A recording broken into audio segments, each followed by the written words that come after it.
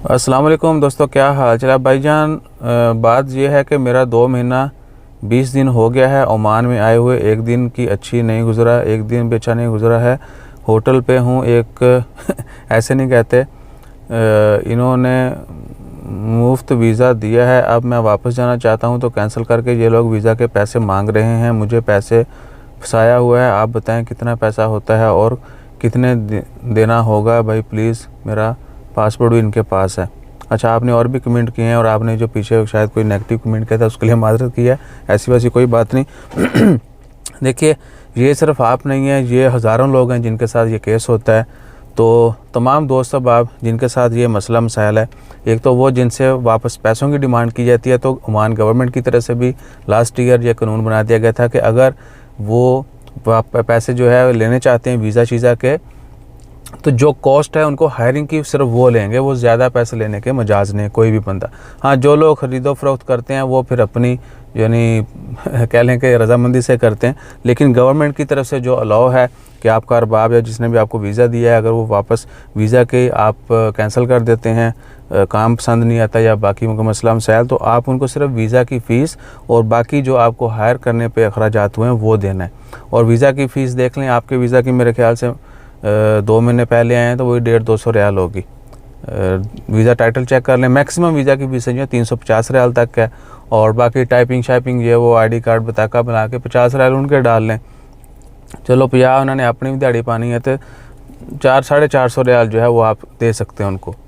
बनता काम ही है, लेकिन बहुत ज़्यादा भी वो कहेंगे इन्ने लगे नहीं, इतना खर्चा नहीं हुआ, इतना हुआ है आपको हायर करने पे, आप ये डॉक्यूमेंट बनाने पे, ये करने पे, वो करने पे, तो आप 50 ज़्यादा, तो मैक्सिमम जो है 400-450 रियाल जो है वो आप उनको दे सकते हैं। बाकी अगर आपको पता है कि आपका वीज़ा टाइटल क्या है और उसकी फ़ीस कितनी है, उनको वो हमने वीडियोस बहुत सारी डाली हुई हैं। 200 रियाल के करीब होगी आपकी फ़ीस, 150 रियाल या 200 रियाल, ठीक है ना। तो ये सूरत हाल है। जो वीज़ा की फ़ीस है या बाकी 2-4 जो मैंने आपको बता दिया वही पैसे देने होते हैं, ऊपर प्रॉफिट जो है वो नहीं देना होता। गवर्नमेंट की तरफ से ऐसा कुछ नहीं है, लेकिन वो लोग आपसे ज़्यादा पैसे डिमांड करेंगे ताकि आप वो ना दे पाएँ और काम पे लगे रहें और मज़ीद जो है पिसते रहें। ये सूरत हाल है। तो जितने भी लोगों के साथ ये मामला हो रहे हैं उनसे गुजारिश है कि कम से कम एक बंदा तो स्टैंड लेना। अब बहुत सारे मैं भी जानता हूँ रेस्टोरेंट्स की, मैं वीडियो क्यों नहीं डालता हमें बड़े लोगों ने मिन्नत की हैं। पिछले कुछ दिनों में हम कुछ ये जो है कुछ अच्छे ब्रांड्स हो गए और उसके बाद मॉल शॉल्स ये वो बोलते छोटी छोटी वीडियो डाल दिया करो भैया। हमने बोला नहीं, ये भी नहीं करेंगे।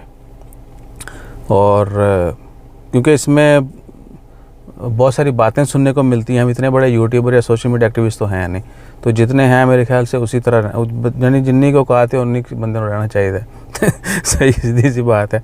बहरहाल, तो क्या है कि एटलीस्ट एक रेस्टोरेंट है रूवी में, उसका मैं नाम नहीं लूँगा, उनका हर एम्प्लॉय बड़ा बेचारा तंग है उनसे। हालांकि रेस्टोरेंट भी अच्छा है, काम भी उनका बड़ा चल रहा है, लेकिन वो जानबूझ के लोगों को दबा के रखते हैं। तो वहाँ पर अगर एक बंदा भी स्टैंड लेगा ना, तो बाकी लोगों के लिए वो मिसाल बन जाएगा। बाकी लोगों को भी हिम्मत होगी, वो भी अपने हक़ के लिए खड़े होंगे, या मिलके भी आप कुछ कर सकते हैं। लेकिन लोग नहीं करना चाहते, कोई बंदा रिस्क नहीं लेना चाहता।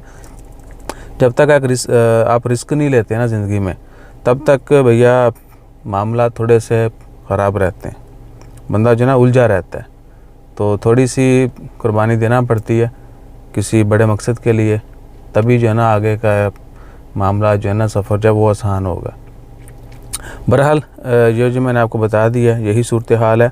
और आप बाकी मज़ीद हेल्प के लिए सोशल क्लब एम्बेसी वगैरह से भी रब्ता कर सकते हैं। Hopefully they will do help also. और बाकी को हमारे लायक हुएगा तो ज़रूर कमेंट कर दीजिएगा। जज़ाकल्लाह, अल्लाह हाफ़िज़।